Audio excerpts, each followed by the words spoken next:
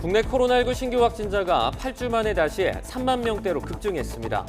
백신 4차 접종 대상을 50대 이상으로 확대하는 방안 등을 검토하고 있는 정부는 내일 재유행 대책을 발표합니다.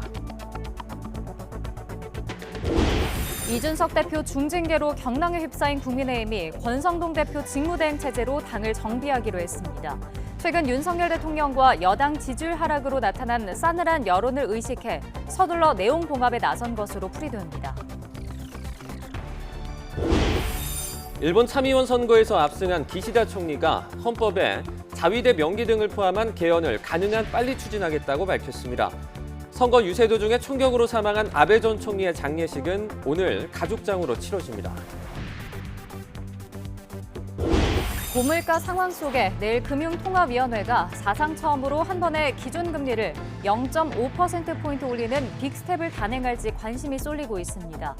윤석열 대통령은 중산층과 서민의 세부담 경감 방안을 마련하고 성소품 물가 안정을 위해 추석 민생 안정 대책을 서두르라고 지시했습니다. YTN이 단독 보도한 LH 임대아파트 재도장 사업을 불법 수주한 업체가 과거에도 부실 시공으로 유죄 판결을 받은 것으로 확인됐습니다. 업체 선정 과정에 의구심이 일고 있는 가운데 LH는 뒤늦게 재도장 공사 전수조사에 나섰습니다. 오늘부터 운전자는 교차로에서 우회전할 때 횡단보도를 지나가는 사람이 없더라도 일단 멈춰야 합니다. 보행자 안전을 강화하기 위한 것으로 위반 시 범칙금과 벌점이 부과됩니다. 일론 머스크가 트위터 인수 계약을 일방적으로 파기하면서 세기의 소송전이 불가피해졌습니다. 대규모 변호인단을 꾸린 트위터가 승소하더라도 인수 불발로 인해 입게 될 타격이 만만치 않다는 관측이 나오고 있습니다. 장맛비가 소강 상태로 접어든 가운데 내륙 지역은 대부분 30도를 웃돌면서 무덥겠습니다. 대기 불안정으로 소나기가 내리는 곳도 있겠습니다.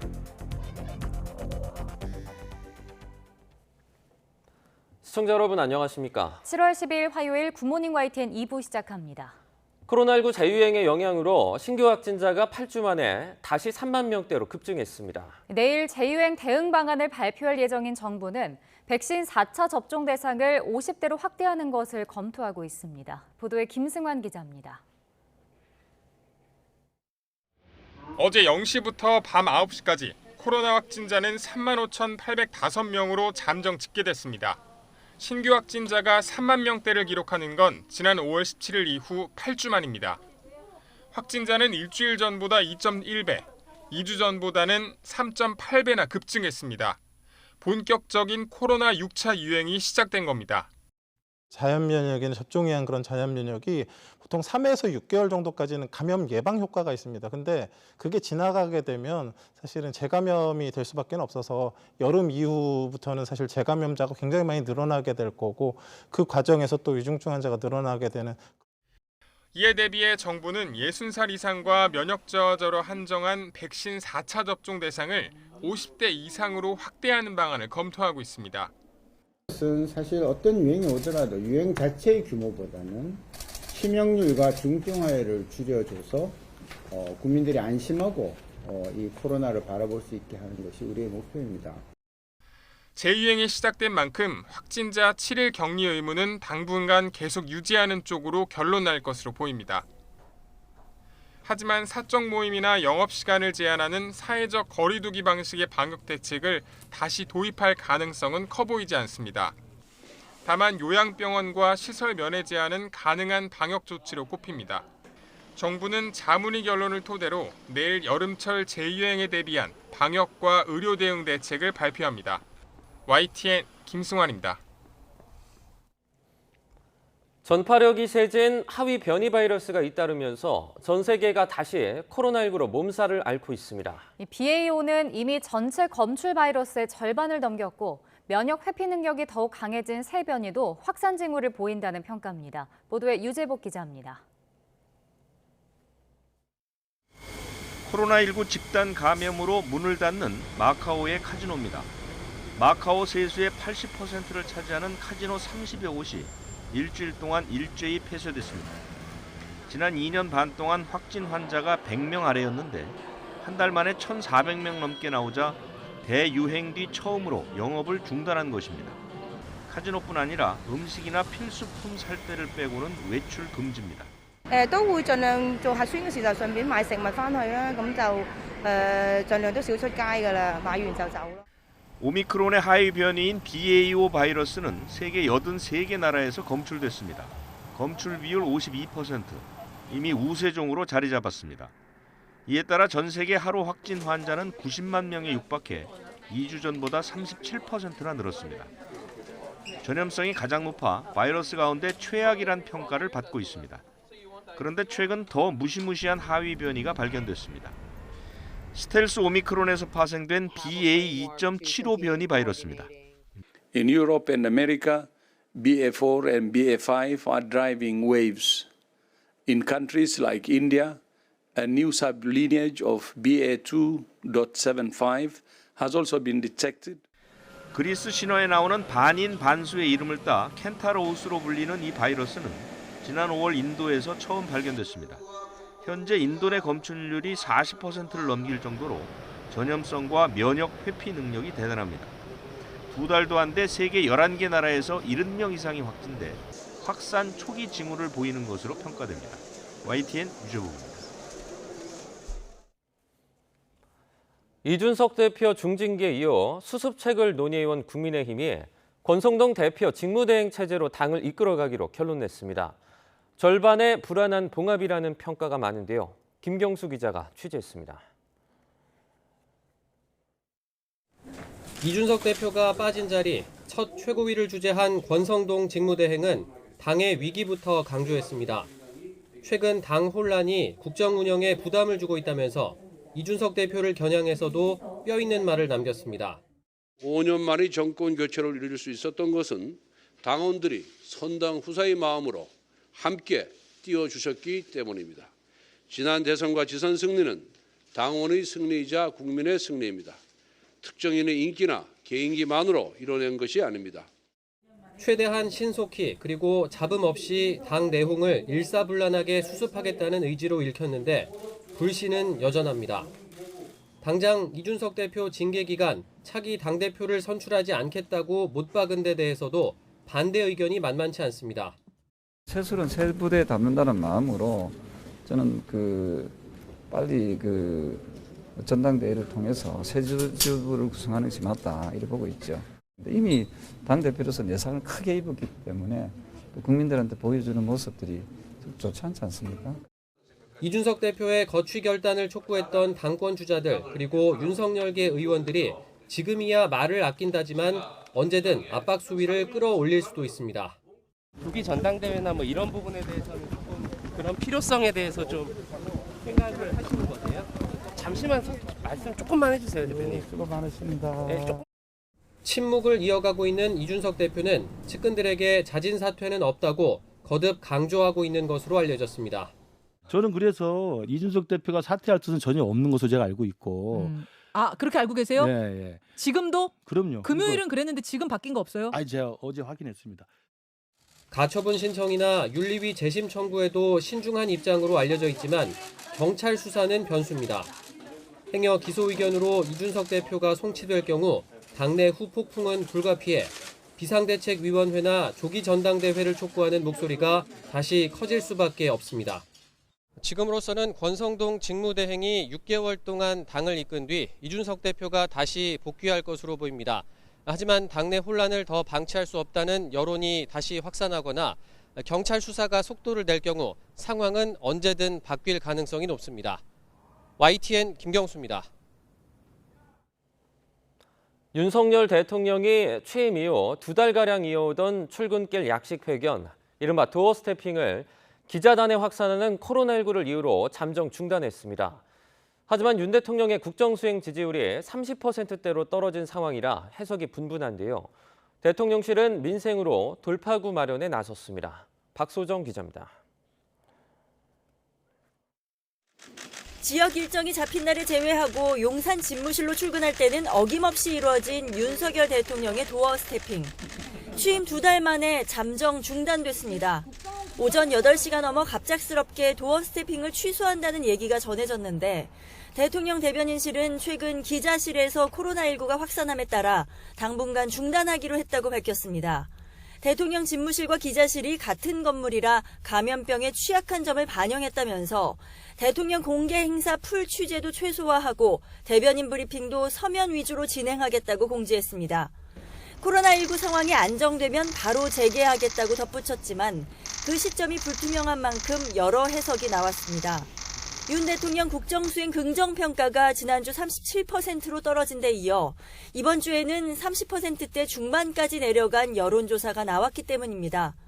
특히 지난 5일 도어 스태핑 때 인사검증 비판에 대한 격앙됐던 이 답변이 더욱 영향을 끼쳤다는 분석이 나옵니다. 그럼 전 정권에 지명된 장관 중에 이렇게 훌륭한 사람 봤어요? 다른 정권 때하고 한번 비교를 해보세요. 사람들의 가질이나 이런 거를. 여야는 서로 다른 해석을 내놨습니다. 국민과의 소통을 약속을 했고 즐기시는 분입니다. 그래서 아마 말 그대로 코로나 때문에 중단하신 걸 임시로 중단하신 것이 아닌가. 그건 말도 안 되는 변명이고요. 한 여러 가지 실언들이 지지율 저하로 이루어진다고 하는 평가를 하신 것 같은데 조금 더 정제된 방식으로 방법을 고민하겠다 이렇게 발표하시는 게 솔직하지. 대통령실은 공식적으로 지지율에 큰 의미를 두지 않는다고 밝혔지만 내부적으로는 고심하는 분위기입니다. 국정 동력을 얻는 돌파구는 무엇보다 경제 문제, 특히 민생에서 찾아야 한다고 보고 여기에 초점을 둔다는 방침입니다. 부처별 1대1 대면 업무 보고도 가장 먼저 기획재정부부터 시작했습니다. 윤 대통령은 추경호 경제부총리에 중산층의 세부담을 줄여주기 위한 방안 마련을 지시했는데 이런 차원에서 근로소득세 개편이 추진될 것으로 보입니다. 지난주 첫 비상경제 민생회의를 주재한 윤 대통령은 이번 주부터 직접 민생 현장을 찾아 회의를 개최하고 현장의 목소리도 직접 들을 예정입니다. YTN 박소정입니다. 짜장면과 치킨은 대표적인 서민 외식 메뉴지만 최근 가격이 치솟고 있습니다. 밀가루와 식용유 등 주재료 가격이 유난히 많이 오르다 보니 그만큼 가격 상승 압박이 큰 건데 소비자와 자영업자들 모두 한숨만 늘고 있습니다. 김태원 기자가 보도합니다. 점심시간 손님들로 붐비는 중국 음식점. 짜장면 한 그릇은 남녀노소 가리지 않고 즐기는 외식 메뉴입니다. 하지만 주재료들은 밀가루, 식용유, 양파까지 하나같이 안 오른 게 없습니다. 특히 밀가루는 한 포대 15,000원에서 25,000원으로 기름은 한 통에 35,000원에서 65,000원으로 2배 가까이 치솟았습니다. 적자를 피하려면 자장면 값을 올려야 하지만 손님이 끊길까 걱정돼 이러지도 저러지도 못한 채 고민만 깊어집니다. 아무래도 가격 인상을 하면 고객님들의 부담도 커지고 저희들도 경쟁이다 보니까 손님이 떨어질까 봐 그런 걱정이 앞서서 마음대로 못 올리고 있습니다. 치킨집도 재료값 상승에 비상이 걸린 건 마찬가지입니다. 치킨을 만드는 데 필요한 밀가루, 식용유, 닭고기입니다. 세 품목 모두 올해 초보다 20%나 가격이 뛰었습니다. 월 평균 600만 원이던 영업이익이 식자재값 상승에 반토막 나면서 울며 겨자 먹기로 직원 2명도 내보냈습니다. 하지만 가격을 올리긴 쉽지 않습니다. 과거 일부 할인만 없앴는데도 손님이 반토막으로 줄어든 경험 때문입니다. 테이크아웃을 이제 서비스하는 걸 좀 13,000원씩 하던 거를 좀 안 하니까 손님이 한 50%가 줄더라고요. 매장에서도 또 많이 매장 손님 떨어질까 봐. 올해 상반기에만 외식 물가는 평균 5.3% 훌쩍 뛰었습니다. 자장면은 8.5%로 외식 품목 가운데 제일 큰 폭으로 가격이 올랐습니다. 치킨값은 무려 3만 원을 넘보며 서민 음식이라기엔 어색한 수준까지 치닫고 있습니다. 평소에 그냥 점심에 외식을 많이 하는데 그런 식당들 자주 가던 식당들이나 이런 데면 가격이 확실히 오르는 게 보여가지고 되게 좀 어느 순간 부담이 되는 것 같더라고요. 국제 밀 가격이 낮아지고는 있지만 국내가에 반영되려면 시간이 걸리는 만큼 당분간 식자재값 상승세는 이어질 전망입니다. 정부도 546억 원을 투입해 밀 가격 상승분을 일부 지원하고 밀가루와 식용유 등 7개 품목은 한시적으로 무관세 수입하는 대책을 내놓았지만 효과는 미지수입니다. 그 생산자 물가의 소비자 물가 정가 부분에 있어서 과연 얼마만큼 실효적으로 영향을 미칠 부분에 대해서는 높지 않다 이렇게 생각을 합니다. 끝간데 모를 물가 상승에 대표적 서민 음식으로 여기던 자장면, 치킨마저도 부담으로 다가오고 있습니다. YTN 김태원입니다. 한국은행이 내일 금융통화위원회를 열고 기준금리를 결정합니다. 고물가 상황 속에 사상 최초로 한꺼번에 기준금리를 0.5%포인트 높이는 이른바 빅스텝을 단행할지 관심이 쏠리는데요. 경기 침체 우려가 큰 만큼 0.25%포인트만 조정할 거란 관측도 적지 않습니다. 박병환 기자의 보도입니다. 지난달 소비자 물가는 1년 전보다 6%나 급등했습니다. 소비자 물가 상승률이 6%대를 기록한 건 외환 위기 당시였던 지난 1998년 이후 거의 24년 만이었습니다. 지금 같은 흐름이 이어진다면 하반기에는 7 내지 8%대 물가 상승률도 배제할 수 없습니다. 물가를 관리하는 주무기관인 한국은행의 결정이 주목받는 이유입니다. 한은의 입장에서도 올릴 수밖에 없고요. 올리더라도 그 폭은 0.5% 이제 소위 말하는 빅스텝을 갈 수밖에 없다는 게 이제 시장의 생각이죠. 미국 연방준비제도의 급격한 금리 인상에 따른 한미 금리차 역전 가능성도 사상 첫 빅스텝 가능성을 높이는 요인입니다. 변수는 경제 상황입니다. 자칫 기준금리를 빠르게 높였다간 코로나19 이후 가까스로 회복세가 기대되는 경기에 찬물을 끼얹을 수 있기 때문입니다. 이창용 한은 총재 역시 지난달 21일 빅스텝 가능성에 대해 물가 하나만 보고 결정하긴 어렵고 경제 상황과 환율, 가계이자 부담 등을 종합적으로 고려해야 한다고 밝혔습니다.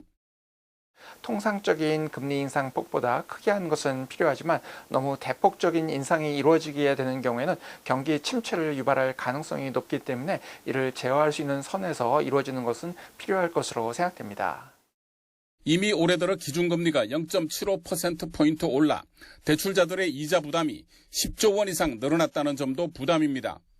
물가 잡기냐 경기 회복세 유지냐, 국내 경제가 이른바 퍼펙트 스톰에 처했다는 우려 속에 한국은행이 내릴 결정에 관심이 쏠립니다. YTN 박병헌입니다. 미국 뉴욕 증시가 코로나19 오미크론 하위 변이 확산과 인플레이션 우려로 일제히 하락했습니다. 뉴욕 증권거래소에서 스탠더드 앤 푸어스 500 지수는 3,854.45로 장을 마쳐 1.15% 떨어졌습니다. 나스닥 지수는 11,372.6의 거래를 마쳐 2.26% 하락했습니다. 특히 일론 머스크 테슬라 최고 경영자가 인수계약을 깬 트위터는 11.25% 내렸습니다.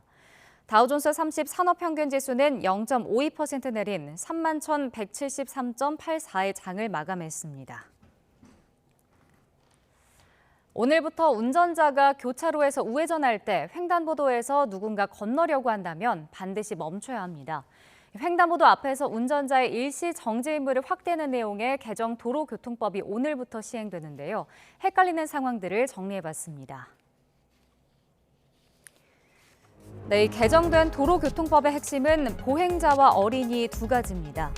교차로에서 우회전할 때 신호등 색깔이 빨간색이든 녹색이든 사람의 방점을 둔다면 혼란을 줄일 수 있습니다. 횡단보도를 건너는 중일 때는 물론이고요. 건너려는 사람만 있어도 일단 멈춰야 합니다. 보행 신호가 적색이라면 무조건 멈춰야 할까요? 네, 반드시 잠깐이라도 차를 완전히 멈춰야 합니다. 이때 보행자가 없으면 천천히 우회전할 수는 있지만 대신에 사고가 나면 신호 위반 책임을 져야 합니다. 그렇다면 보행 신호가 녹색이라면 어떨까요?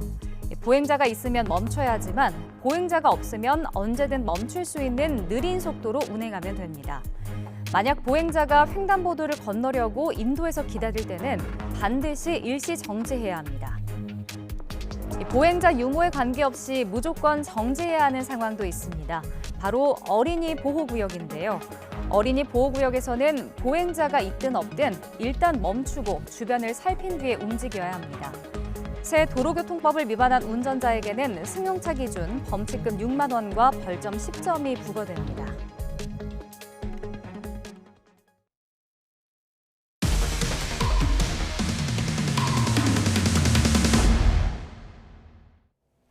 네, LH 임대아파트 주차장의 부실 시공 문제 얼마 전 YTN이 보도했는데요. 추가 취재 결과 부실 시공업체 대표가 서울시 차선의 부실 도색의 관여에 유죄를 받았는데도 LH공사의 수주부터 준공까지 무사 통과했던 것으로 드러났습니다. LH는 뒤늦게 제도장 공사 전수조사에 착수했습니다. 이준엽 기자가 단독 보도합니다. 비 내리는 깜깜한 밤, 전조등을 켜고 달리는데도 차선이 전혀 안 보입니다. 지난 2015년 서울 시내 곳곳 도로를 기준에 못 미치는 불량 도료로 시공해 비 오면 안 보이는 차선을 만든 업자들이 무더기로 붙잡혔습니다. YTN 취재 결과 LH 임대 아파트를 부실 제도장한 업자 박모 씨가 바로 이때 브로커 노릇을 해 징역형 1년에 집행유예 2년을 받은 인물이었습니다. 문제는 이뿐만이 아니었습니다. 업체는 전문건설업 등록 최소 요건인 직원 2명만 갖춰놓고 건설산업 정보 시스템에는 3년 동안 실적 신고조차 하지 않았습니다. 게다가 지자체의 실태조사에 응하지 않거나 건설공사 대장을 제대로 통보하지 않아 영업정지나 과태료 처분까지 받았습니다. 이 정도면 관급 공사 수주는 물론 민간 영업도 어려운 상황입니다. 하지만 YTN이 확보한 해당 업체의 공사 참여 제안서를 보면 화려한 LH 임대아파트 제도장 사업 실적을 자랑하며 전자계약서까지 첨부했습니다. 실적 속에는 부실 도장 공사까지 포함되어 있었습니다. 이에 대해 박 씨는 아파트 복도는 시방대로 하지 않았다고 실토했지만 지하주차장 바닥은 승인자재를 안 썼을 뿐 제대로 시공했다고 주장했습니다. 무슨 말씀이세요? 라이닝이죠. 좌표를 썼다고 쳐도 다 KS예요. 좌표라는 건 있을 수가 없어요. 거래 면접도 드린다니까요? 어떤 자재를 사용할지 승인하고 시공이 승인 자재로 이뤄졌는지 감독하고 준공검사를 꼼꼼히 해야 하는 건 LH의 책임입니다. 하지만 LH 준공검사 결과 서류에는 부실 제도장 관련 지적은 전혀 없었습니다. LH에서 시공했던 여러 아파트들의 제도장들을 보면은 부실 시공이나 불법 하도급들의 정황들이 다수 발견되고 있습니다. 여기에 대해서 사실관계 확인하고 책임을 묻기 위해서라도 경찰의 수사나 감사원의 감찰 등의 조사들이 필요한 시점이라고 생각합니다. LH는 YTN 취재가 시작된 뒤에야 지난 5년 동안 이뤄진 제도장 공사 242건에 대한 전수조사 방침을 밝혔습니다. 품질이 미흡한 현장은 하자 보수와 보완 시공을 추진하고 재하청 관련 불법이 확인되면 법에 따라 적극 조치하겠다고 덧붙였습니다. YTN 이준엽입니다. 10대로 추정되는 소년이 파출소 문을 발로 차고 순찰차 위에 올라가 난동을 부린 영상이 SNS에서 논란이 되고 있습니다. 소년은 제지하려는 경찰을 향해 막대기까지 마구 휘둘렀는데 경찰이 뒤늦게 관련 조사에 들어갔습니다. 당시 영상 함께 보시겠습니다. 손에 긴 막대를 든 소년이 파출소 문을 뻥 소리가 나게 발로 차고는 안으로 들어갑니다. 자리에서 일어난 경찰을 보자 이내 밖으로 나오는 소년. 파출소 앞에 주차된 순찰차 위로 껑충 뛰어 올라가더니 경찰을 향해 나오라고 소리칩니다.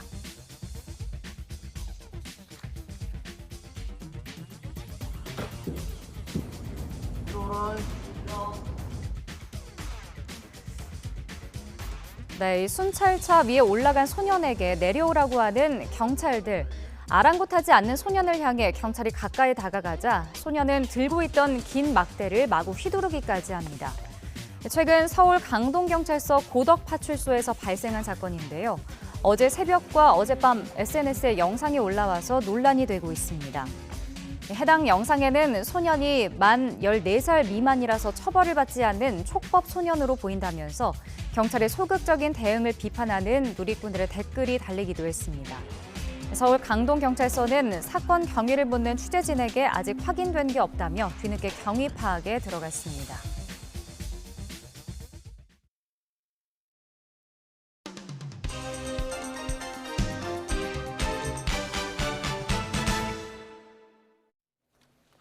네, 7월 10일 화요일입니다. 오늘 아침 신문은 어떤 소식을 다뤘는지 짚어보겠습니다. 이현웅 아나운서가 주요 내용 정리해왔습니다. 어서 오세요. 안녕하십니까.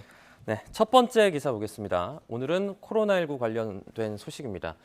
이제 어젯밤 9시까지 일일 신규 확진자가 지금 3만 명을 돌파를 했습니다. 우려가 좀 현실이 되는 것 같죠. 네, 그렇습니다. 중앙일보는 코로나의 제습격이라는 제목으로 기사를 썼습니다. 네. 어젯밤 9시까지 집계된 신규 확진자 35,805명이고요. 네. 8주 만에 3만 명대 확진자가 나오기도 했습니다.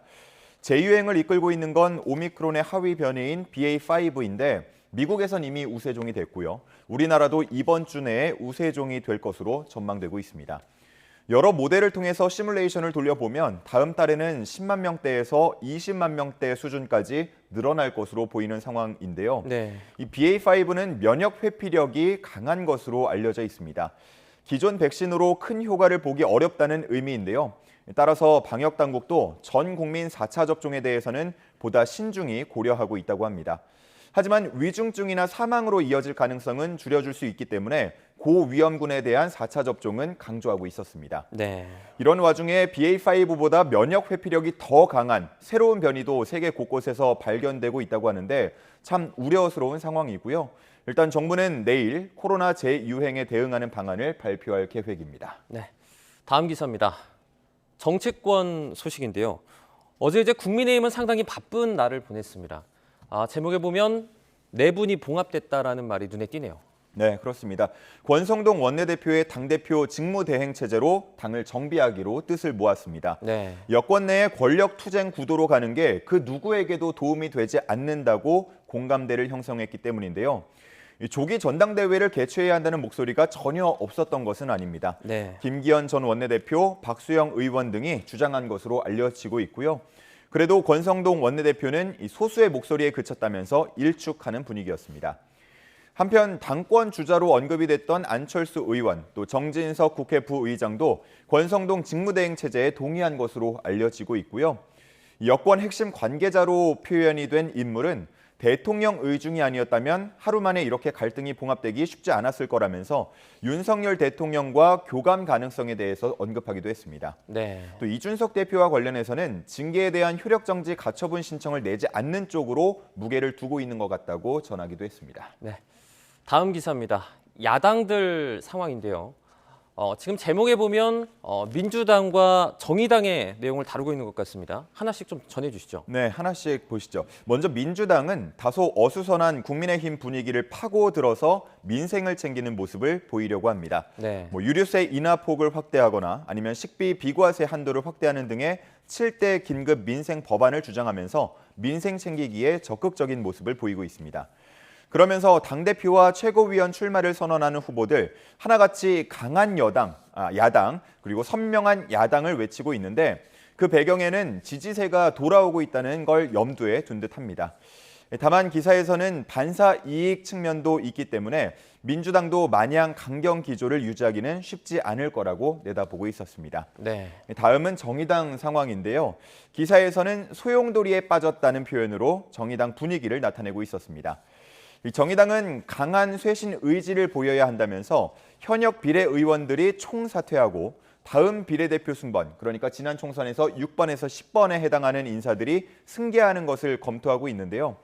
이를 위해서 당원 총투표를 실시하고자 당원 서명 작업에 들어간 모습입니다. 이에 대해서 유호정 그리고 장혜영 의원 등 현직 비례대표 의원들은 반발하고 있는 분위기입니다.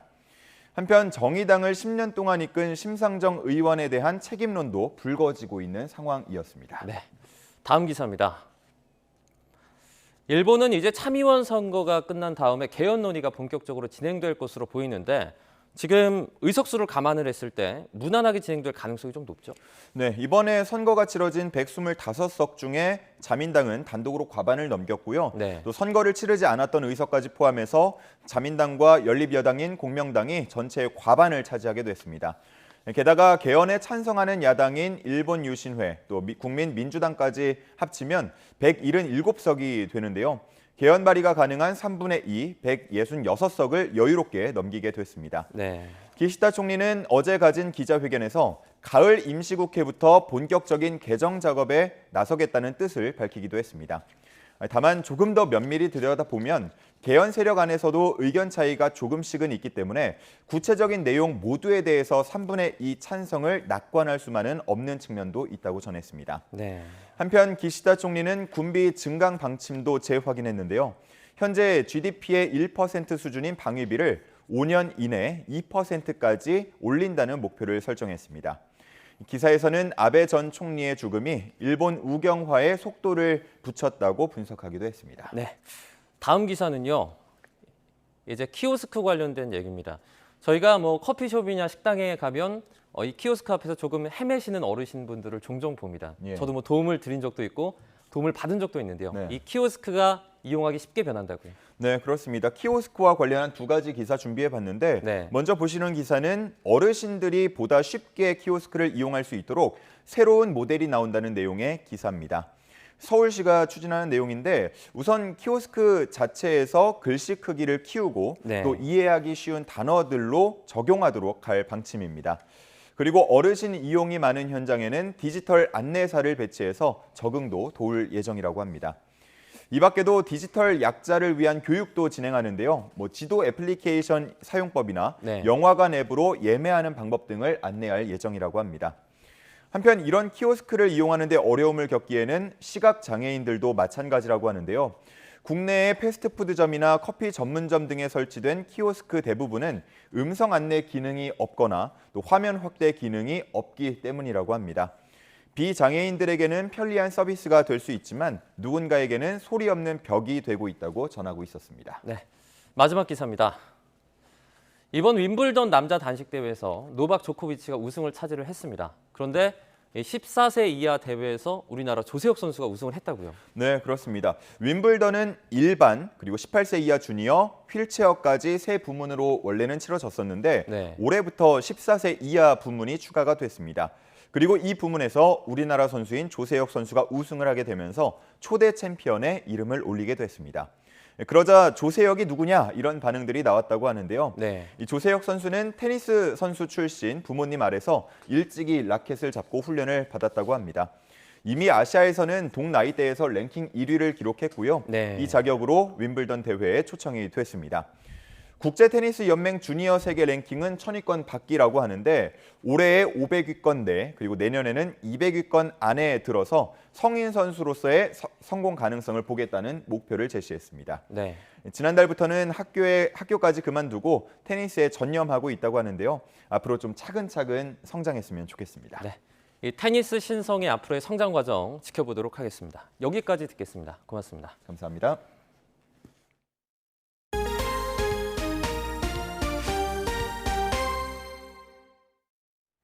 일본 참의원 선거에서 압승을 이끈 기시다 총리가 아베 전 총리의 뜻을 이어받아 개헌을 이루겠다고 밝혔습니다. 블링컨 미 국무장관이 일본을 찾아 조의를 전하는 등 장례를 앞두고 고인에 대한 추모 행렬도 이어지고 있습니다. 도쿄에서 이경아 특파원이 보도합니다. 예상을 뛰어넘는 압승을 거뒀지만 웃음은 찾아볼 수 없었습니다. 자민당 총재 자격으로 선거 후 기자회견에 나선 기시다 총리. 갑작스런 죽음을 애도하며 아베 전 총리의 뜻을 이어가겠다고 강조했습니다.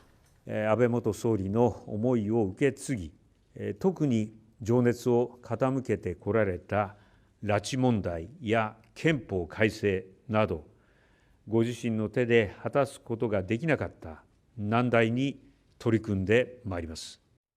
이번 선거에서 개헌에 찬성하는 여야 정당들은 개헌안을 발의할 수 있는 3분의 2 의석을 얻었습니다. 중의원에 이어 참의원에서도 개헌을 실현할 기반을 갖춘 겁니다. 하지만 자위대 명기 등 자민당이 추진하는 개헌안에 대해 정당마다 입장이 엇갈리고 있습니다. 평화헌법 개정에 일본 사회에 거부감이 남아있는 가운데 국민투표 통과를 위한 여론이 만들어지려면 상당한 시간이 걸릴 전망입니다. どのような形でどういう内容を直すのかという部分についてはコンセンサスがない状況ですので、国民がまず何よりも望んでいるのは経済の問題、暮らし向きの問題ですので、おそらく優先順位はそちらに置かれると。 선거 이튿날 기시다 총리를 만난 미국 블링컨 국무장관은 일본 국민에게 조의를 전한다고 밝혔습니다. 바이든 대통령이 유족에게 전하는 서한도 함께 가져왔습니다. In his time in office, Prime Minister Abe did more than anyone to elevate the relationship between the United States and Japan to new heights. 추도 행사가 열린 절 주변뿐 아니라 자민당 본부에도 아베 전 총리를 기리는 사람들의 발길이 이어졌습니다. 가족 지인들과 마지막 밤을 함께 보낸 고인의 장례는 가족장으로 먼저 치러집니다. 한국을 포함해 각국 정부 조문단이 참석하는 장례 행사는 일본 정부 주관으로 이르면 이달 중 열릴 전망입니다. 도쿄에서 YTN 이경아입니다. 한미 양국이 다음 달 22일부터 9월 1일까지 한미 연합 지휘소 훈련을 진행할 방침입니다. 지휘소 훈련은 컴퓨터 시뮬레이션 방식의 훈련이지만 한미는 이 기간 다양한 상황과 여건을 고려해 야외 실기동 훈련도 검토하는 것으로 전해졌습니다. 또 이번 지휘소 훈련에서 전작권 전환 3단계 역량평가 가운데 2단계인 완전 운용 능력평가도 진행될 거라는 게 군의 설명입니다. 이는 지난 5월 한미 공동성명에서 연합훈련의 범위와 규모를 확대하는 논의를 하기로 한 것의 후속 조치로 분석됩니다. 북한 외무성이 미국의 핵 전략 자산이 동원된 한미 연합 군사훈련이 시행될 경우 북한의 대응 조치를 유발해 핵전쟁으로 이어질 수도 있다고 위협했습니다. 외무성은 국제정치연구학회 연구사 명의로 올린 글에서 한미일 삼각 공조를 비난하며 이같이 밝혔습니다. 이 연구사는 한반도와 그 주변에서 미국의 핵전략 자산들이 투입된 대규모 합동 군사 연습들이 강행되는 경우 대응 조치를 유발하게 돼 있고 사소한 우발적 충돌로도 쉽게 핵전쟁으로 이어질 수 있는 일촉즉발의 사태에 직면할 수 있다고 주장했습니다. 또 미국 태평양 함대 사령관이 지난달 한국과 일본을 찾은 것을 가리켜 미국과 추종 세력들의 무모한 군사적 결탁 책동이라며 미국이 한반도의 핵전략 자산을 끌어들이기 위한 준비 사업이 마감 단계라는 것을 시사한다고 덧붙였습니다. 테슬라 최고 경영자인 일론 머스크가 우리 돈으로 57조 원에 사겠다던 트위터 인수 계약을 일방적으로 파기하면서 세계의 소송전이 불가피해졌습니다. 전문가들은 소송 자체는 트위터가 유리할 거라면서도 머스크와의 분쟁으로 트위터가 입게 될 타격도 만만치 않을 것으로 보고 있습니다. 보도에 권준기 기자입니다. 일론 머스크는 트위터 인수 계약을 파기하는 이유로 가짜 계정이 너무 많다는 점을 들었습니다. 가짜 계정이 전체 5% 수준이라고 밝힌 트위터와 달리 머스크는 최소 20%라고 주장한 겁니다. 시장에선 가짜 계정은 명분일 뿐 진짜 이유는 따로 있다는 분석을 내놓습니다. 머스크가 트위터에 한눈판 사이 테슬라 2분기 주가가 38%나 폭락하자 본업으로 돌아갈 수밖에 없게 됐다는 겁니다. I think investors want to see Musk just get back to focusing on Tesla, SpaceX, because Twitter from the beginning has just really been a distraction. It's been overhanging the stock. 매물로서 트위터의 매력이 떨어졌다는 점도 머스크가 돌아선 이유로 꼽힙니다. 인플레이션과 경기 둔화로 온라인 광고가 떨어져 나가면서 트위터의 수익 둔화가 예상되기 때문입니다. 트위터는 곧바로 인수계약 이행을 강제하기 위한 소송에 나섰습니다. 전문가들은 계약서에 위약금 1조 3천억 원이 명시돼 있어 계약을 일방 파기한 머스크가 소송에 불리할 것으로 내다보고 있습니다. And the way these contracts are structured, it's very difficult for buyers to walk away. 다만 트위터가 소송에서 이기더라도 미래는 불투명합니다. 유튜브, 틱톡과의 경쟁에서 고전인 가운데 인수계약 파기로 임직원들 사기는 더 떨어지고 머스크가 공론화한 가짜 계정 문제까지 발목을 잡을 가능성이 있습니다. 주인이 바뀌면 영구 정지된 트위터 계정을 되살릴 수 있을까 내심 기대했던 트럼프는 인수계약 파기 소식에 머스크를 맹비난했습니다. Elon is not going to buy Twitter. Where did you hear that before? From me. So he's another bullshit artist, but he's not going to be buying it. 머스크의 계약 파기 소식에 트럼프가 독자적으로 만든 SNS와 합병 예정인 기업은 주가가 30% 가까이 폭등하며 뜻밖의 풍선 효과를 누렸습니다. YTN 권윤기입니다. 오늘도 낮 동안 무더운 날씨가 이어지겠습니다. 오늘 서울의 한낮 기온은 31도로 어제보다 조금 더 높겠고요. 습도가 높은 탓에 체감하는 더위도 심하겠습니다. 오늘 전국이 대체로 흐린 가운데 강원 영동 지방은 낮까지, 제주도는 저녁까지 비가 내리겠고요. 밤까지 충청과 남부 내륙에는 요란한 소나기도 지나겠습니다. 가방 속에 작은 우산 하나 챙기셔야겠습니다. 지난 밤에도 열대야 수준의 밤더위가 이어졌습니다. 현재 서울 기온 23.3도, 대구는 24.6도를 나타내고 있습니다. 낮 기온은 어제와 비슷하거나 조금 더 높겠는데요. 오늘 서울의 한낮 기온은 31도, 청주와 대전도 31도, 광주와 대구는 30도를 보이겠습니다. 내일과 모레는 전국에 장맛비가 내리겠고요. 곳에 따라서는 시간당 30mm 안팎의 국지성 호우가 쏟아지겠습니다. 지금까지 날씨 정보였습니다. 미국에서 오미크론의 하위 변이인 BA.5가 우세종이 된 가운데 실제 신규 확진자는 지난 겨울에 최대치 수준이라는 추정이 나왔습니다.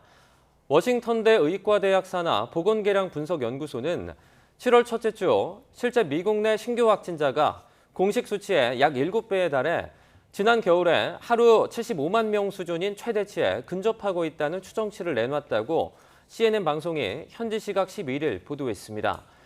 CNN은 가정용 자가검사 키트로 감염 여부를 판별하는 경우가 많이 늘어난 데다 사람들의 경각심이 크게 무뎌져 제대로 검사를 받지 않기 때문이라고 지적했습니다.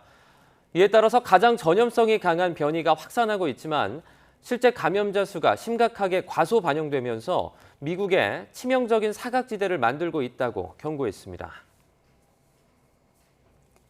유럽연합 EU 보건당국이 코로나19 재확산에 약 석 달 만에 백신 4차 접종 권고 대상자를 확대했습니다. 로이터 통신 등에 따르면 유럽 질병예방통제센터와 유럽의약품청은 공동 성명을 내고 60세 이상도 백신 4차 접종을 받으라고 권고했습니다. 접종 시기와 관련해선 3차 접종을 받은 지 최소 4개월이 지나면 가능하다면서 3차 접종 이후 6개월 이상이 지난 대상자에게 접종이 집중돼야 한다고 설명했습니다. 물가는 24년 만에 6%를 찍었고 정부는 연이어 민생 대책을 내놓고 있지만 시장의 반응은 그리 호의적이지 않습니다. 이런 상황에서 정부가 기댈 수 있는 건 기준금리 인상인데 물가를 억제하는 효과만큼 부작용도 커서 우려의 목소리가 나오고 있습니다. 권남기 기자입니다. 24년 만에 6%대 물가의 체감 경기를 나타내는 경제 고통지수는 2008년 글로벌 금융위기 수준에 다다랐습니다. 이런 그 상승 속도를 유지한다면은 7%대를 보일 수 있는 가능성을 배제할 수 없습니다. 물가가 치솟는 속도를 월급이 따라잡지 못하며 중산층을 중심으로 실질 소득은 뒷걸음쳤습니다. 중간 계층 있잖아요. 이분들 실제 소득이 감소했다는 건 앞으로 소비 여력이 더 줄 수밖에 없고. 대통령까지 나서서 대책 회의를 열고 돼지고기 관세 면제 확대나 감자 추가 수입 등 8천억 원대 지원책을 내놨지만 효과는 미지수입니다. 대책이 집중된 농축산물은 정작 물가 상승에 미치는 영향이 크지 않고 유류세 인하처럼 세금을 깎는다고 실제 소비자 가격이 내려갈 거라 장담할 수도 없습니다. 가장 큰 타격을 받는 것은 바로 서민과 취약계층입니다. 정부는 민생 안정에 사활을 걸어야 합니다. 이런 가운데 물가가 더 오를 거란 기대 심리는 10년 만에 최고치를 기록했고 미국과의 금리 역전도 임박한 상황. 한국은행이 수요일에 기준금리를 0.5%포인트, 평소 2배 수준으로 올리는 이른바 빅스텝을 밟을 거란 관측이 설득력을 얻고 있습니다. 급격히 높아지고 있는 물가 상승률을 억제하기 위해서 통화 긴축 그리고 금리 인상이라고 하는 방향성은 확실히 정한 것으로 보이고 국내외 금리 역전에 대한 우려도 커지고 있기 때문에 하지만 기준금리를 계속 또 크게 올린다고 물가를 잡을 수 있다는 보장은 없습니다. 오히려 불어나는 이자 부담이 소비와 투자의 발목을 잡으며 경기 침체가 앞당겨질 거란 걱정만 더 커지고 있습니다. YTN 권남기입니다.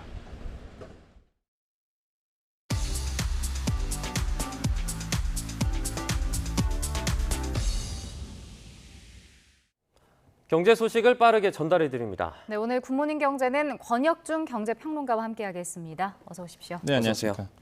네, 세계적인 어떤 경기 침체 우려 속에 이 중국의 코로나19 봉쇄 조치가 강화됐습니다. 네.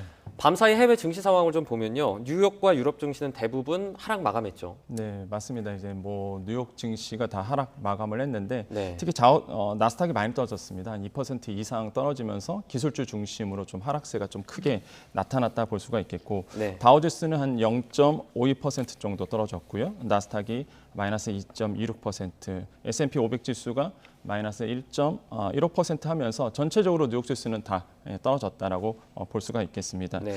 뉴욕 증시 이제는 떨어진 이유를 좀 평가해 본다 그러면 일단은 이제 실적, 2분기 실적을 앞두고 있습니다. 기업들이. 그래서 관망세로 좀 나타나고 있는 사이에 사실 이제 중국의 봉쇄 정책에 대한 이슈가 이제 나오면서 네. 이제 급락을 했다라고 보시면 되겠는데, 특히 마카오 같은 경우가 인구가 되게 소도시예요. 그런데 그동안 이제 잘 지켜왔습니다. 네. 방역이 잘 지켜왔는데 마카오에서 이제 확진자 수가 늘어나면서 중국이 이제 봉쇄로 다시 갈 것이다.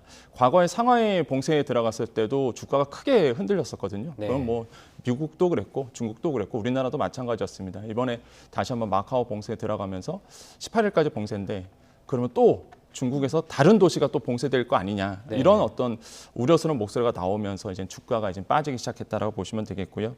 그다음 뉴욕 증시가 그러면서 이제 빠지기 시작했는데 또 한 가지 이제 보셔야 될 게 미국 소비자 물가 지수입니다. 이게 현재 시간은 13일에 이제 발표가 되는데 과연 소비자 물가 지수가 미국에서 어떻게 나올 것인지 이것도 이제는 주식시장에서는 이제 관심을 받고 있고 네. 사실 예상은 한 8.8% 정도 예상을 하고 있습니다. 굉장한 거거든요. 사실 네. 최고치입니다. 그러면은 사실 물가 지수가 이렇게 높아진다, 물가가 높아진다. 아직도 고점을 못 찍었다는 얘기거든요. 그러면 이제 피크아웃이 언제겠느냐라고 봤을 때 아직도 물가는 계속적으로 오르고 있는 것을 이제 확인한다. 그러면은 뭐 금리에 대한 다시 한번 이슈가 또 불거질 수밖에 없기 때문에 이런 점도 사실 시장에서는 이제 모니터링을 하고 있고, 그러다 보니까 이제는 소비자 물가 지수, 그다음에 또 한 가지가 아까 말씀드렸던 2분기 기업 실적, 이 두 가지를 지금 보면서 과연 앞으로 이제 경기 침체 가능성을 지금 투자자들이 모니터링을 하고 있다. 그러면서 이제는 유럽 증시도 당연히 이제 떨어지게 되고 이런 상황이 이제 간밤에 있었다라고 말씀을 드립니다. 네. 근데 여기에다가 또 그 미국 기대 인플레이션이 최고치를 갈아치웠던 소식이 밤사이에 들어왔더라고요. 네. 뭐 미국도 이제 물가가 오르는 것에 대한 그 공포가 계속 커지고 있는 것 같아요. 맞습니다. 이제 기대 인플레이션이 뭐냐면 미국 소비자들이 봤을 때 1년간 미국의 소비자 물가 지수가 어떻게 될 것이냐라고 이제 기대치인데 네. 이 기대 인플레이션이 한 6.8% 연준이 발표를 했거든요. 사실 이게 전월 대비해서 0.2%포인트 정도 오른 겁니다. 네. 기대 인플레이션이 왜 자꾸 이렇게 오르면 문제가 되느냐. 사실 내 월급 빼고 다 오른다는 얘기거든요. 그러면 당연히 근로자들은 임금 올려달라고 하죠. 네. 명봉임금이 상승이 되기 때문에 그렇게 된다 그러면 당연히 이제는 물가가 또 오를 수밖에 없죠. 기업들은 월급 줘야 되니까 생산하는 물건 많이 높여서 가격을 높이게 되고 그러면 이제 임금이 물가를 끌어올리게 되고 또 그 물가에 맞춰서 또 임금이 또 오르게 되거든요. 악순환이 계속되다 보니까 사실 기대 인플레이션이 오르는 거 사실 좋은 현상은 아니다라고 볼 수가 있겠습니다. 네. 사상 최고치예요, 이것도. 예. 네. 기대 인플레이션도 지금 사상 최고치로 지금 경신하고 있고 또한 그 미국의 1년 후에 실업률 상승 확률도 봤는데 이게 40.4%로 이제 올라섰습니다. 그게 무슨 얘기냐면 그러니까 미국 소비자들이 이렇게 보고 있는 것 같아요. 앞으로의 이제 경기 침체는 각오를 좀 하고 있다.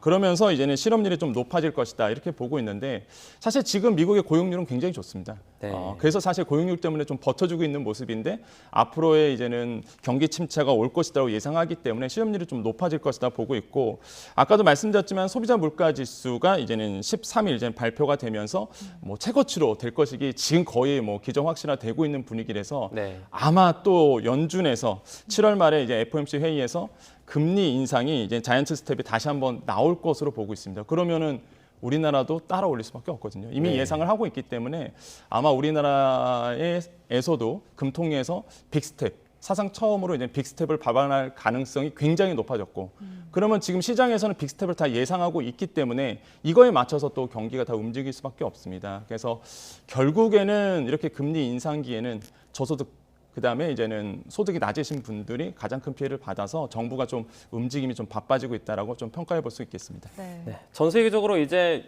이 고물가가 말 그대로 좀 날린 것 같습니다. 네. 이 고물가 대책을 위해서 정부의 움직임도 바빠지고 있는데요. 어제죠. 윤석열 대통령이 취임 후에 처음으로 기획재정부의 업무 보고를 받았습니다. 네. 윤 대통령이 중산층의 어떤 세 부담을 줄이라 이렇게 지시를 했죠. 그렇습니다. 뭐 윤 대통령이 이제 처음으로 이제 취임 후에 첫 업무 보고를 받았는데 네. 첫 시작이 바로 그 기재부였습니다. 그래서 기재부에서 갖고 나올 것 역시나 우리나라의 경제에 대해서 여러 가지 이제는 얘기를 하면서 대책을 좀 마련을 했죠.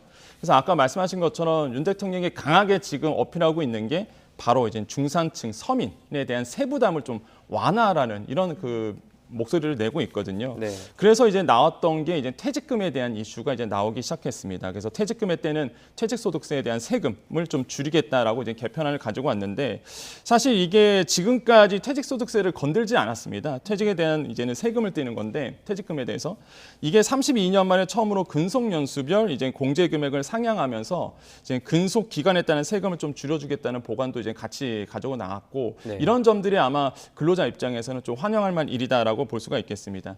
그러면 또 이제 저소득 근로자도 있어요, 사실. 저소득 근로자 대비해서 또 안도 가지고 왔는데 이것이 이제 근로장려금 수급 요건을 좀 완화하는 이런 완화 정책도 가지고 와서 이렇게 저소득 근로자에게도 혜택을 주기로 했다라고 볼 수가 있겠습니다. 네. 또한 15년간 사실 소득세 과표를 구분하지 않았거든요. 이거에 대해서 중저 소득층 대상으로 해서 과표를 조금 더 많이 만들어서 이런 분들에게, 그러니까 소득이 낮으신 분들에게 세금을 좀 낮춰주는 이런 소득세 개편안도 지금 준비 중으로 알려져 있습니다. 네. 이런 점들이 지금 좀 변화된 모습이다라고 볼 수가 있겠고, 만약에 이 소득세 손질이 이루어진다 그러면 15년 동안 묵혀 있었거든요. 사실 이런 부분이 좀 건드려진다라고 볼 수가 있겠고, 또 한 가지가 이제는 가장 큰 관심이 종부세입니다. 네. 이미 뭐 아시겠지만은 사실 종부세에 대해서 공정시장가액 비율을 이제 100%에서 법률적으로 내릴 수 있는, 시행령으로 내릴 수 있는 최대한 60%까지 내릴 수 있거든요. 그래서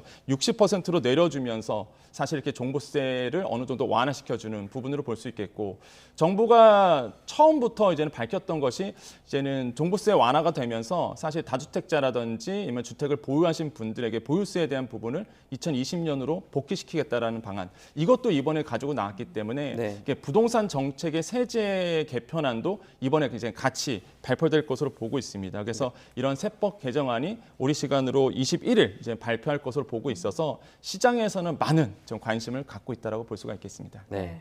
지금 정리를 해주신 것 이외에도 그 이번 추석이 예년보다 좀 빠르잖아요. 맞습니다. 정부가 이에 맞춰서 물가 안정 대책도 마련하고 있죠. 그렇습니다. 지금 인플레이션에 대한 가장 우려스러운 부분이 지금 말 그대로 그겁니다. 추석을 앞두고 계셔서 네. 지금 과연 추석 때 어떻게 물가가 진행될 것인가에 대해서 앞으로의 우리나라의 또 뭐 8월, 9월 물가도 이제는 어느 정도 볼 수가 있겠는데, 그래서 윤 대통령이 이제는 추석 민생 안정 대책을 하면서 물가 잡기에 나서라라고 이제는 이야기를 하고 있습니다. 그래서 지금 8월 추석 민생 대책을 또 발표할 것으로 보고 있는데, 일단은 성수품이라든지 출하 물량을 좀 어느 정도 조절하면서 아무래도 늘려주면서 물가를 잡을 것으로 보고 있습니다. 그래서 시장에서도 지금 추석 물가가 어떻게 될 것인가에 대해서 관심을 많이 보이고 있다고 말씀을 드립니다. 네.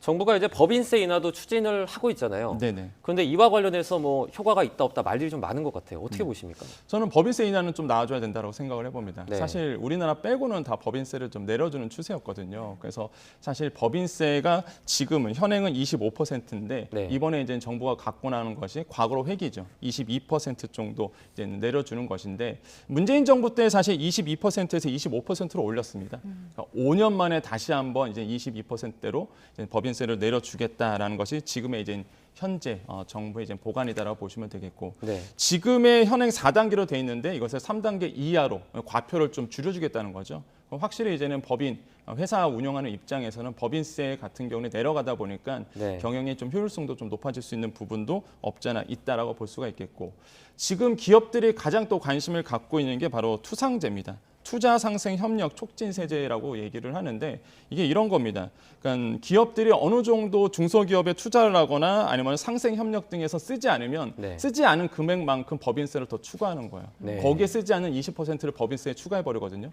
대표적인 사실 기업 입장에서 보면은 필요 네. 없는 제도다라고 보고 있었는데, 이 부분에 대해서도 이제는 어느 정도 철폐를 하겠다라고 지금 정부에서는 가지고 나왔던 부분, 이런 부분들이 이제 복합적으로 좀 나오고 있다라고 생각을 해보겠습니다. 그래서 기업들은 좀 환영을 하고 있죠. 또한 기업인의 형별 완화 추진도 지금 모니터링하면서 나오고 있는 상태거든요. 네. 모니터링 해보니까 정부가 계속적으로 기업 살리기에 나서는 이런 점들이 이제 눈에 띈다라고 보시면 되겠고, 무엇보다 경제 규제 혁신에 대한 TF 태스크포스도 만들기로 했다라고 보면서 이런 점들에서 뭐 변화된 모습들은 눈에 보인다. 하지만은 과연 이게 어느 정도 빠르게 현실화될 수 있느냐가 시장에서 가장 큰 관건이다라고 이제 보고 있습니다. 네. 그 정부의 고물가 대책 중에 지난 8일인가요? 네.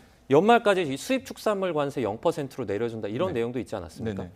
뭐 축산농가 당연히 반발을 하겠고요. 네. 그러면은 이런 방식의 좀 고물가 대처는 어떻다고 보십니까? 사실 할달 관세라든지 아니면 관세를 낮춰줌으로써 수입을 늘려주겠다라는 이제 정부의 보관이 나오는데 네. 사실 지금 쌀 넘치고 있거든요, 우리나라에. 네. 네, 쌀도 넘치고 있고 지금 뭐 김포, 미국 철이장 같은 경우에는 쌀이 넘치고 있어서 지금 문제가 되고 있다라는 정도 뉴스에 보도될 정도로 굉장히 지금 우리나라의 농산품 같은 경우에는 물가에 굉장히 민감하게 반응을 하고 있습니다. 네. 이런 상황에서 물가가 오르는 상황에서 장바구니 물가를 지금 잡기 위해서 정부는 수입량을 늘리겠다. 한마디로 이제 관세를 낮춤으로 해서 물량을 더 늘리겠다는 보관을 가지고 나는데 네. 당연히 우리나라의 이제 농가 입장에서는 당연히 반대할 수밖에 없는 부분이겠고요. 네. 그러니까 딜레마가 여기 있다고 보시면 됩니다. 일단은 수입을 많이 하자 했더니 이제 국내 이제 농가가 피해를 받을 수밖에 없고 그렇다고 수입을 안 늘리자니 지금 물가는 너무 뭐 장바구니 물가, 생활지수가 너무 오르다 보니까 네. 뭐 물가가 이러다 보니까 지금 정부는 이러지도 못하고 저러지도 못하는 상황에서 네. 아마 지금의 어떤 결단은 수입량을 늘리는 쪽으로 정부는 이제 결단을 내린 상태거든요. 그래서 네.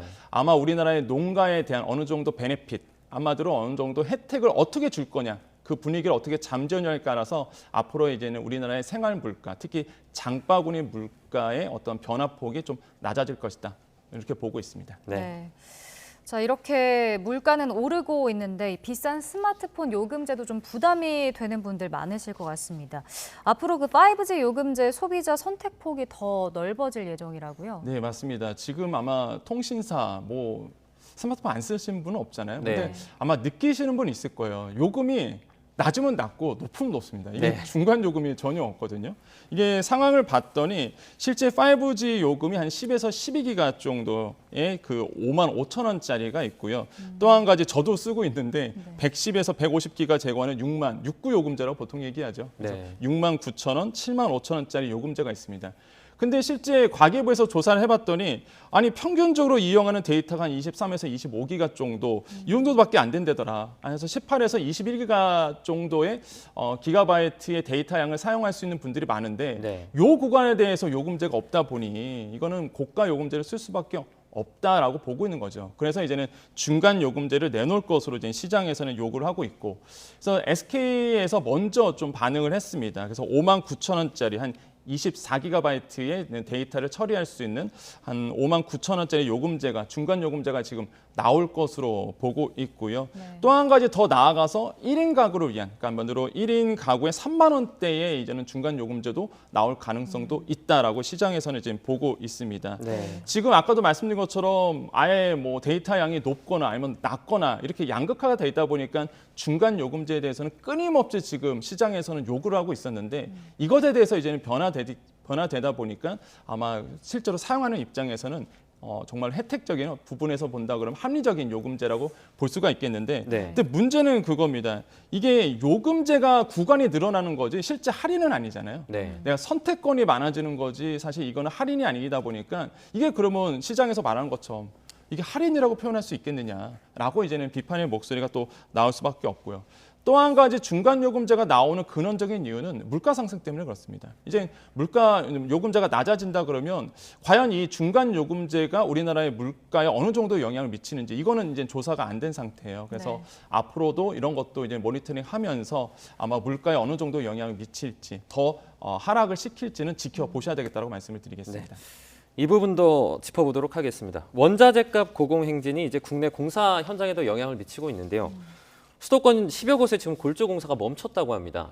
이게 왜 이렇습니까? 사실 이제 골조, 뭐 콘크리트, 철근 아시겠지만은 원자재 가격이 글로벌적으로 다 높아졌습니다. 네. 그런데 이거를 시행하는 입장에서 사실 시공사 입장이 아니라 이제 하청 부분에서 사실 이제는 철근이나 콘크리트 가격이 원자재가 높아졌는데 금액은 그대로 공사가 진행되고 있거든요. 네. 그래서 하도급 금액을 좀 높여달라고 이제는 시장에서 이제 현장에서 목소리가 계속적으로 나오고 있습니다. 그래서 뭐 근원적인 이유는 그겁니다.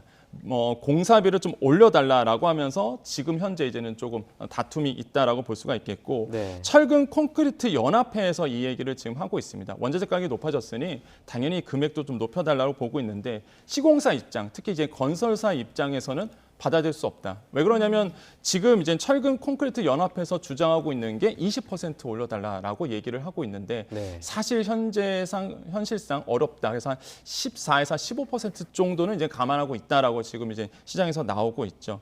그러다 보니까 지금 딱 맞닿아 있습니다. 그래서 지금 현재 13개 시공사 현장에서 15곳의 골조 공사가 지금 멈춘 상태로 있겠고요.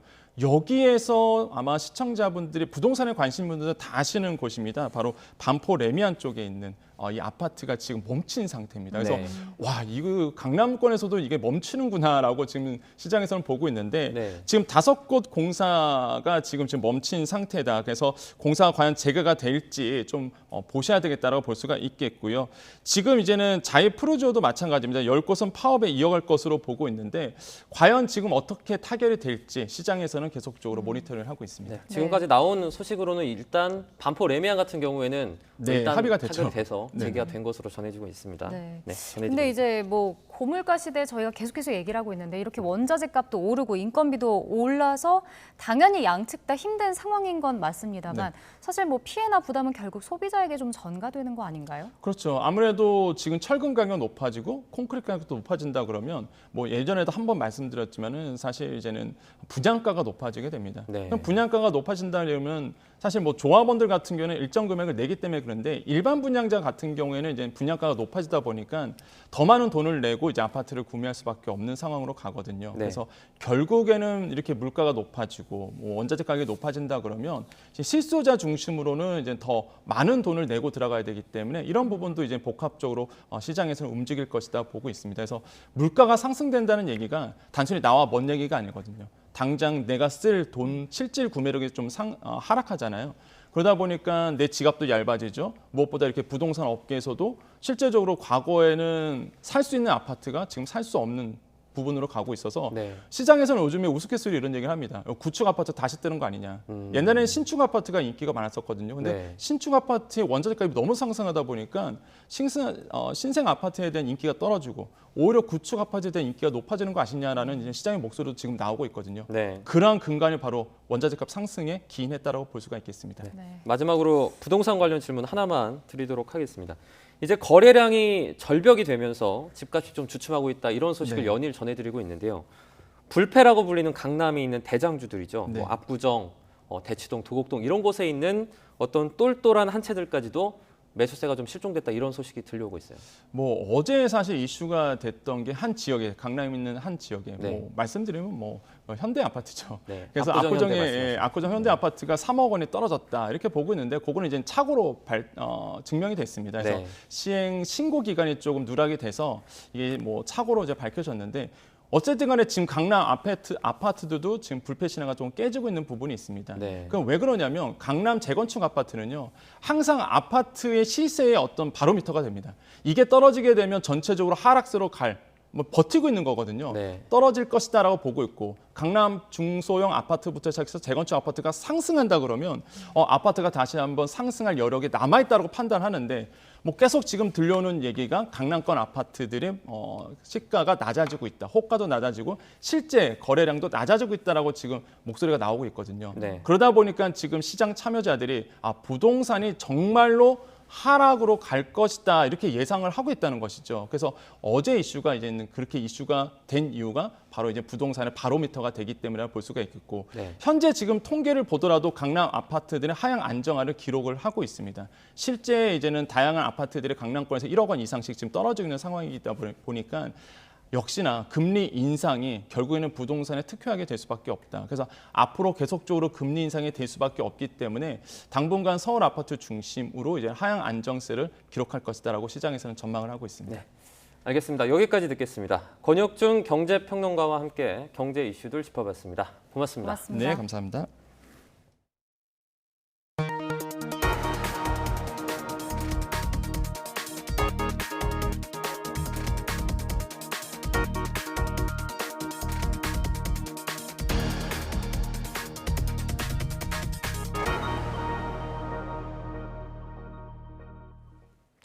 조 바이든 미국 대통령이 공격용 소총 판매 금지 등 총기 규제 강화를 연일 강조하고 있습니다. 총기 구매뿐만 아니라 이제는 총기를 안전하게 보관하도록 하는 법도 필요하다고 호소하고 있습니다. 강성옥 기자입니다. 총기안전법이 미국 의회를 통과한 것을 기념하는 행사가 백악관에서 열렸습니다. 바이든 대통령은 미국 어린이 사망 원인의 1위는 총기 사고이며 교통사고나 암보다 많다고 두 차례나 반복해서 강조했습니다. The action we take today is a step designed to make our nation the kind of nation we should be. It's about the most fundamental of things, the lives of our children, of our loved ones. 앞서 미국 의회는 총기 구매자의 신원 조회를 강화하는 내용의 총기안전법을 통과시켰습니다. 하지만 연발 사격이 가능한 공격용 소총 판매와 대용량 탄창 판매 금지 조항 등이 빠지면서 아쉬움을 자아내고 있습니다. 최근 일리노이주와 뉴욕주 등에서 발생한 총기 난사 사건의 범인들은 한결같이 AR-15 같은 공격용 소총을 범행 도구로 이용했습니다. 바이든 대통령은 1994년부터 2004년까지 공격용 소총 판매가 금지됐을 당시 총기 난사 사건이 감소했지만 법이 만료돼 해당 무기 판매가 재개되자 총기 난사 사건이 무려 3배로 증가했다고 탄식했습니다. 그러면서 반드시 공격용 소총 판매가 중단될 때까지 멈추지 않을 것이라고 강조했습니다. 바이든 대통령은 최근 높은 물가 상승 등의 여파로 지지율이 급락하는 상황에서 중간 선거와 재선 가도를 앞두고 총기 규제 이슈에 집중하고 있다고 미 언론들은 분석하고 있습니다. 하지만 79살로 미국 역사상 최고령 대통령인 바이든 대통령의 재선 도전에 대해 민주당 내에서도 부정적인 의견이 압도적인 것으로 나타나 지지율 급락을 실감케 하고 있습니다. 미국의 유력 일간지인 뉴욕타임스가 시에나대와 함께한 여론조사에서 민주당 지지자의 64%가 2024년 대선에서는 다른 후보를 내세워야 한다고 답했습니다. YTN 강성욱입니다. 러시아는 지난달 독일로 가는 가스 공급량을 대폭 줄이면서 가스관 터빈 탓을 했습니다. 수리를 위해 캐나다에 가 있는 가스 터빈을 돌려받지 못해 공급을 줄였다는 건데요. 캐나다가 결국 터빈을 독일을 통해서 러시아로 돌려보내기로 했습니다. 우크라이나는 결정을 철회하라며 반발했습니다. 임수근 기자입니다. 캐나다가 러시아 노르드스트림 1 가스관 터빈을 독일로 보내기로 했다고 밝혔습니다. 앞서 러시아 국영기업 가스프롬은 독일 지멘스사에 이 터빈의 수리를 맡겼고 지멘스는 다시 캐나다에 정비를 의뢰했지만 러시아 제재 때문에 돌려주지 않았습니다. 그러자 러시아는 터빈이 없어 가스관 가동 역량이 줄었다며 유럽행 가스 공급량의 60%를 감소시켰습니다. 러시아의 가스 공급 축소로 에너지 위기를 겪고 있는 독일은 캐나다에 해당 터빈을 돌려주라고 요구해왔습니다. 유럽이 가스 터빈을 서둘러 러시아로 돌려주기로 한 사정은 그나마 가동해오던 노르드스트림 1 가스관이 정기 유지 보수를 위해 오는 21일까지 운영이 중단됐기 때문입니다. 터빈이 러시아로 간다는 소식에 우크라이나는 깊은 유감을 나타냈습니다. 우크라이나 외무부는 캐나다는 이번 결정을 재고함으로써 대러시아 제재 체제의 온전성을 보장하길 촉구한다며 서방 측의 제재 균열의 우려를 나타냈습니다. 러시아 정부는 터빈을 받으면 유럽으로 가는 가스 공급량을 다시 늘리겠다고 밝혔습니다. Никаких новых видов работ никто не выдумывал. Если эта турбина после ремонта придет, это да, это позволит нарастить объемы. Поэтому 그러나 독일과 프랑스는 러시아가 가스 공급을 아예 끊는 최악의 시나리오도 상정하고 있습니다. 독일은 가스 공급 중단에 대비해 비상시 가스 공급 우선순위를 정하고 강력한 에너지 절감 계획도 수립하는 등 대책 마련에 나섰습니다. YTN 임수근입니다. 사회적 거리 두기가 풀리면서 현장 체험 학습이 다시 시작됐습니다. 농촌 지역 초등학생들이 도시 나들이에 나섰는데요. 모처럼 영화도 보고 책도 사는 등 즐거운 한때를 보냈습니다.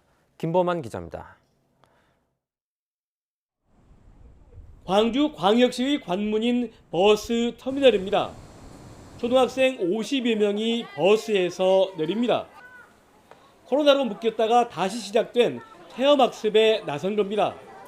오랜만에 전교생과 다 같이 영화도 보고 밥도 먹고 이따가 서점도 가고 도시 체험도 할 생각하니까 벌써부터 좋고 신나요.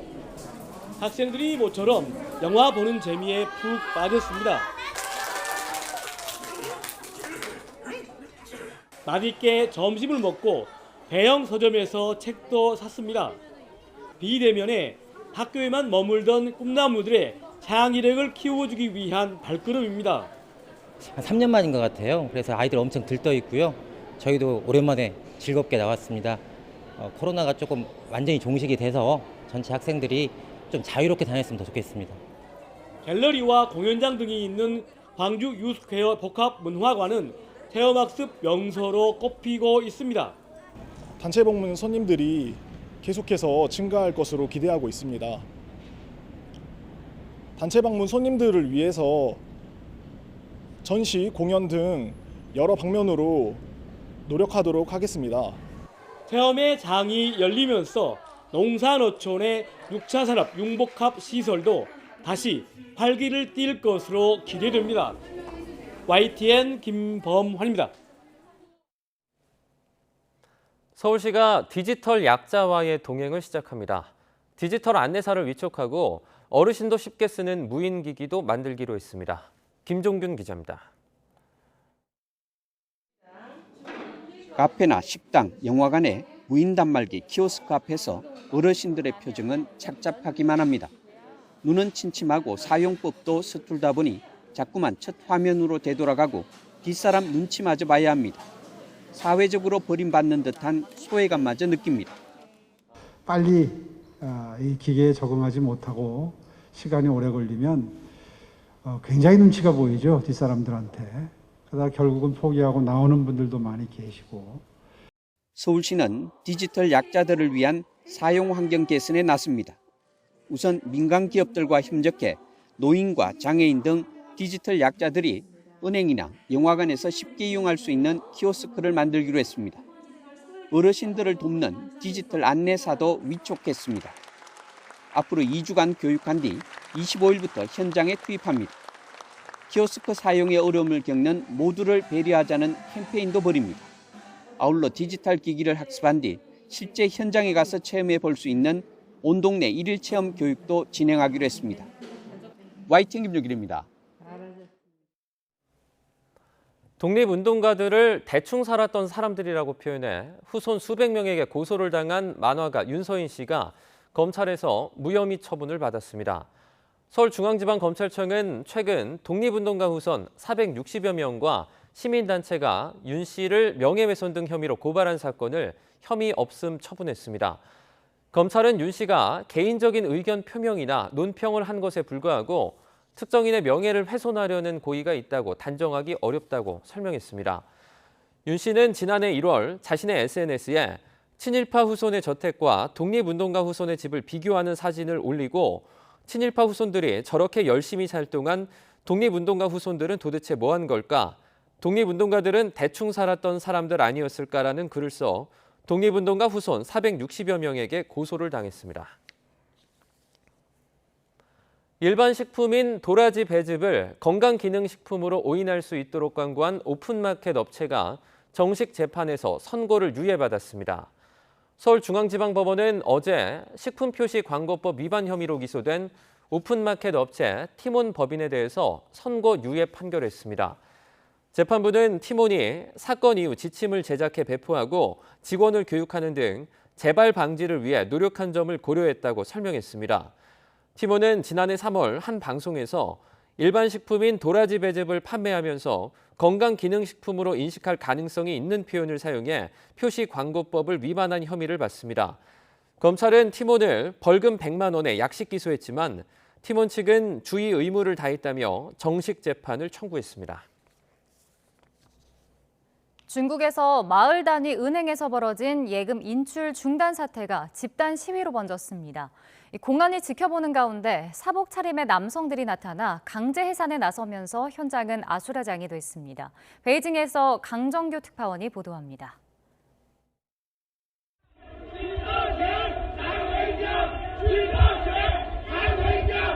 중국 허난성 정저우에 있는 인민은행 건물 앞에서 집단 시위가 벌어졌습니다. 마을 단위 은행에 돈을 맡겼다가 찾을 수 없게 된 예금주들입니다.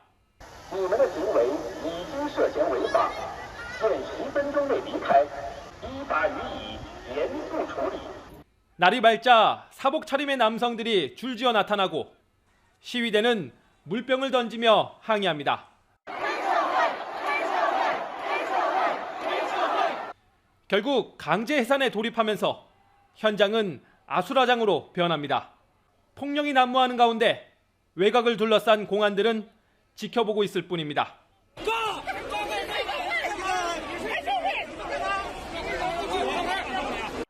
지난달엔 지역 방역당국이 집회를 막기 위해 예금주들의 코로나19 건강코드를 조작했다가 들통나기도 했습니다. 이번 사태는 상하이 도시봉쇄의 여파가 중국 경제에 충격을 준 지난 4월로 거슬러 올라갑니다. 높은 이자를 미끼로 예금을 유치해온 소규모 은행들이 기업에 빌려준 돈을 제때 회수하지 못하면서 벌어졌습니다. 피해자들은 전국적으로 3천여 명, 피해액은 400억 위안에 달하는 걸로 파악됩니다. 시골의 작은 마을 은행에서 시작된 부실이 20차 당대회를 앞둔 중국 전역을 흔들고 있습니다. 베이징에서 YTN 강정규입니다. 손흥민 선수가 친선 경기를 위해 방한한 토트넘 동료들과 함께 상암에서 훈련에 나섰습니다. 무더위 속에서도 실전 같은 뜨거운 훈련을 펼쳐 참관한 팬 수천 명에게 박수를 받았습니다. 신윤정 기자가 보도합니다. 손흥민을 필두로 단짝 케인 등 토트넘 주전 선수들이 서울 상암 월드컵 경기장에 등장했습니다. 밝은 표정으로 관중석을 찾은 팬들에게 인사를 건넨 뒤 공개 훈련을 시작했습니다. TV로만 보던 세계적인 선수들을 코앞에서 직접 본 팬들은 숨죽이며 동작 하나하나에 집중했습니다. 손흥민은 물론 다른 선수들이 날카로운 패스와 슈팅을 선보일 때는 환호와 박수가 터졌습니다. 생각보다 훈련 강도도 되게 강한데 선수들도 열심히 하고 분위기가 좋아가지고 실제 경기도 기대돼요. 공 뺏기에 이어 실전 같은 미니게임으로 훈련 열기가 달아올랐고 마지막 체력 훈련까지 예정된 1시간을 훌쩍 넘기며 2시간 동안 이어졌습니다. 콘테 감독도 선수들과 함께 뛰며 열정적으로 지도했고 마지막까지 경기장을 지켰습니다. 토트넘은 수요일 저녁 이승우 등이 나서는 팀 K리그와 상암에서 맞붙고 토요일 수원에서 스페인의 세비야와 만납니다. 2015년 토트넘에 입단한 손흥민이 토트넘 유니폼을 입고 국내 팬들 앞에서 경기를 펼치는 건 처음입니다. 물 만난 고기처럼 안방에서 동료들과 함께 뛰는 손흥민이 무더위를 날려줄 화끈한 골 선물을 안길지 주목됩니다. YTN 신윤정입니다. 프로야구가 오늘부터 주중 3연전을 치른 뒤 일주일간 올스타전 브레이크에 돌입합니다.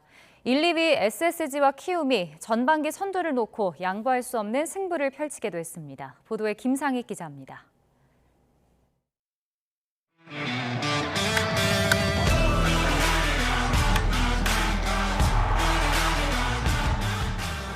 사이좋게 연승 중인 1위 SSG와 2위 키움의 승차는 불과 2게임 반차. 전반기 마지막 3연전을 키움이 모두 이길 경우 줄곧 SSG가 지켜온 1위 자리가 처음으로 바뀝니다. 1989년 이후 치러진 KBO 단일리그 30번 중 전반기 1위 팀이 정규리그 우승을 차지한 건 모두 23번, 확률로는 77%에 달합니다. 특히 2003년 이후 18시즌 연속으로 예외 없이 전반기 1위 팀이 정규리그에서 우승을 차지했습니다.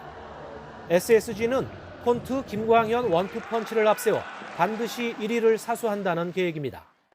사실 키움이 잘하고는 있지만 저희가 다른 팀을 신경 쓰기보단 저희만 생각해서 매 경기 최선을 다하도록 하겠습니다. 이에 맞서는 키움은 6월 MVP 이정우와 돌아온 푸이그의 방망이를 믿고 있습니다. 마운드에선 괴물 투수 안우진이 빠지지만 1, 2차전 선발 요키시와 애플러에게 기대를 걸고 있습니다. 점수를 먼저 뺏겨도 이 경기를 질 것 같다는 느낌이 들지 않고 있기 때문에 그래서 또 끝까지 또 포기하지 않고 열심히 해서 또 좋은 경기. 7연승으로 선두 SSG를 4경기 차 2위 키움을 한 경기 반 차로 맹추격 중인 3위 LG의 상승세도 무섭습니다. 전반기를 1위로 마칠 수는 없지만 기아와 홈 3연전을 싹쓸이할 경우 후반기 본격적인 1위 싸움 합류에 힘을 얻을 전망입니다. YTN 김사익입니다. 닭꼬치를 파는 노점상이 연기가 심하다는 민원을 제기한 인근 상인에게 둔기를 휘둘러 경찰이 수사에 나섰습니다. 서울 중부경찰서는 특수상해 혐의로 닭꼬치 노점상 주인 60대 남성 A씨를 불구속 입건해 조사하고 있습니다. A씨는 그제 새벽 2시쯤 서울 을지로동에서 인근 상인 B씨의 가게를 찾아가 둔기로 머리를 때린 혐의를 받습니다. B씨는 곧바로 병원으로 옮겨졌지만 생명에 지장이 없는 상태입니다.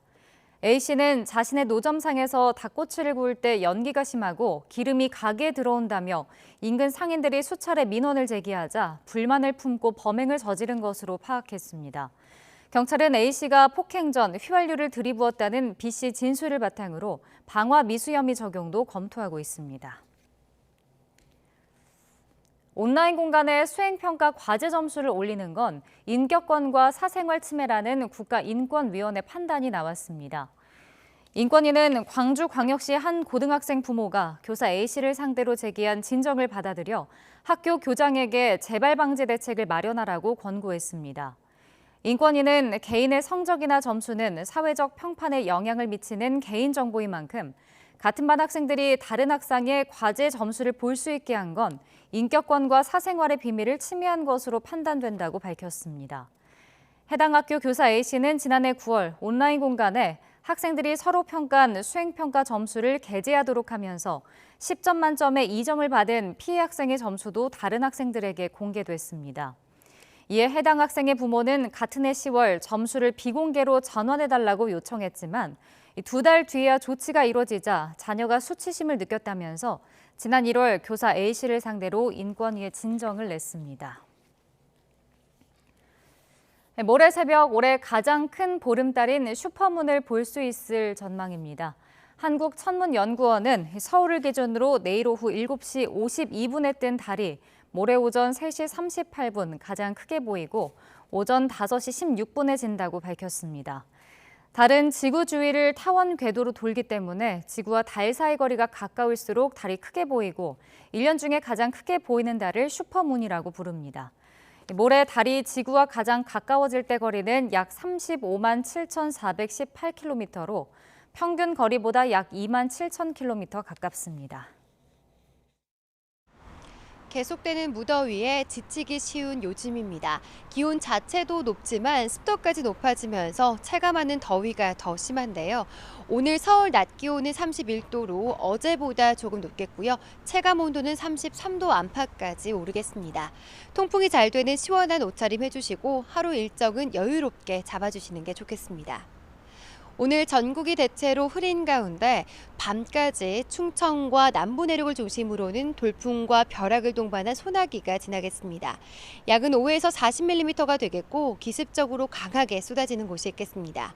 또한 강원 영동은 낮까지 5mm 미만의 비가, 제주도는 저녁까지 5에서 40mm의 비가 가끔 내리겠습니다. 밤 사이에도 열대야 수준의 후텁지게 날씨가 이어졌습니다. 현재 서울 기온은 24.1도, 광주는 26.4도를 보이고 있습니다. 낮 기온은 어제와 비슷하거나 조금 높겠는데요. 서울과 대전 31도, 광주와 대구는 30도로 예상됩니다. 내일 새벽 중서부 지방을 시작으로 모레 오전까지 전국에 다시 장맛비가 내리겠습니다. 곳에 따라 시간당 30mm 안팎의 장대비가 쏟아지는 곳이 있어서 대비를 잘 해주셔야겠습니다.